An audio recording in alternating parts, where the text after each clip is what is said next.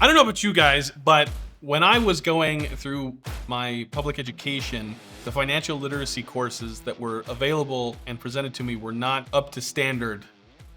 I was having a conversation with a shop owner the other day, and they were talking about the stress that some of their employees have exhibited, and they wanted to support their employees. And I just suggested, I hope more people do this, is to just put your employees in a position to work with some kind of a financial management, either CPA or accountant, somebody who can help them work with their personal finances to set them up properly so that they can leverage the income they're getting from your business to help them plan for retirement or eliminate their debts or to invest in a vacation.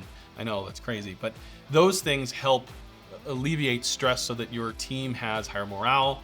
They'll stick around more because you're investing in their, not just their job, but in their livelihood and their lifestyle. You know, it takes a lot to do that, to help somebody. I know there's a lot of owners and managers who want to help support their team, and this is just one really good way to do that.